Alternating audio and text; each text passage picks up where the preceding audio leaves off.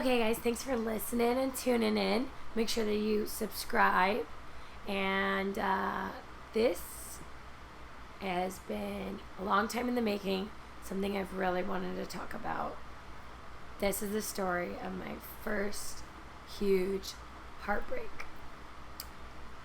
So, I had heartbreaks in the past that were small and insignificant. Like, I had dated a guy sophomore year. We dated for 2 weeks. He broke up with me next to the lockers, and I actually made myself cry because I wanted him to think it was significant to me. And it wasn't. And then he told all of his friends that he made me cry. But I have had breakups that were significant to me, guys I really cared about. And if you're watching this and you're going through a breakup, the guy that you care about, you're probably not going to care about in a couple months. That's just how it goes. Like, when I look back at guys that I was in love with, I see now their faults, and I don't have those blinders on where I thought they were just like the most amazing person in the world. So when I'm trying not to get my messy ass bed in this, but when I was 15, no, maybe younger, I think I was 14, and I met a guy named Eric, and I was a swimmer.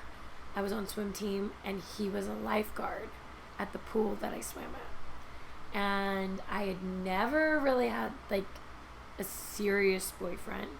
He was 16. So you know he was mature, right? And I kind of had like a thing for him. He was into like kind of another girl. And then she rejected him, and then I was just there to scoop up the pieces. Being 14. So there was like a night where there was a party at the pool, and I went, and we were flirting, and he was a skateboarder.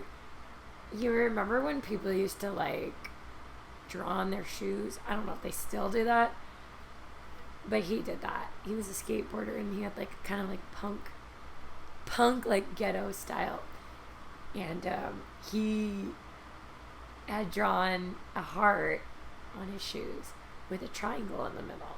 He's like, do you know what this means to me and my girlfriend's older sister? And she said, I don't know, love triangle, which actually was a super good guess. I mean, this was a dumb bitch, but it was like a really good guess. It shocked me. And he was like, no, this is Bam Margera's like emblem. And I just remember thinking that was so cool that he knew about Bam Margera. I don't know, like the whole Jackass crew. It sounds so stupid now to say it, but yeah. And anyway, we started dating. He was like the first guy I ever made out with. Me and my sister went on a double date with him and some guy she was dating. And I remember it was so weird because he started making out with me like in front of my sister, and I had never made out before. So my sister was probably just like, oh my god, Edie makes out now, she must do this all the time. Because I remember I was like making out with him, I was like, and I don't even know what I was doing. Who has their first make out in front of their sister? This bitch. So we're like, right? My sister's like,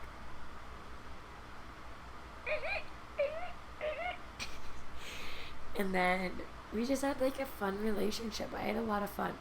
And the big problem was I was very religious when I was a kid, and he had sex, and I was very young, and I never had sex. I mean, now, then, of course not. And I was like thinking, oh my god, I have to wait until I'm married. I can't have sex. No. But he had already done it once. And I remember that just like broke my heart. Because it was like, oh, now when we get married, you won't be pure. I mean, who cares? Who wants a guy who doesn't know how to use his dick? Anyway. So I would kind of get on him about that sometimes and about how it hurt my feelings, and that was obviously a mistake. I didn't think that we had problems. So then we go to CIY. I started taking it to my church. We go to this thing called CIY. Christ in Youth. CIY. It's this big like brainwashing thing. You go to San Luis Obispo and they basically brainwash you to being and like feeling that you're very close to God and Christianity, blah, blah, blah, blah. I had a youth pastor and he had a wife named Meredith. Kyle and Meredith. And Meredith was kind of a dumb bitch and kind of a fucking petty bitch. And she didn't like that me and Eric were in a relationship. There was another girl who went to the church named Jera. And she was a cheerleader. And Meredith was also a cheerleader. Annoying, right? You know this type of girl. Fuck this type of girl. Anyway, so I noticed that Jera and my boyfriend are getting kind of close during this brainwashing seminar. And then all of a sudden, out of the blue, he breaks up with me. And I was crushed. I was so crushed. Like, end of the world crushed. Like, I felt like there was nothing else to live for. I was only probably 15 years old at the time. I felt like we had dated a year. I felt like there was no other purpose for me in life. All I wanted to do was call him and like get to him, like talk to him. And it really sucked because we were at this camp and he was right in front of me. And he was hanging out with the girl right in front of me that I knew was the reason he broke up with me.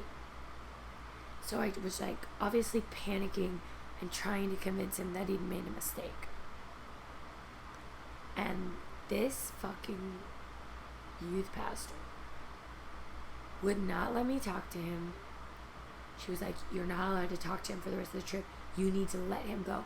Like it's any of her business what I do. Like, I'm not your kid. But she was like, you need not talk to him. Meanwhile, she was letting this slut, Jera, fucking hang out with him. And knowing that I was hurting. And that she was just letting this girl come in and hang out with him.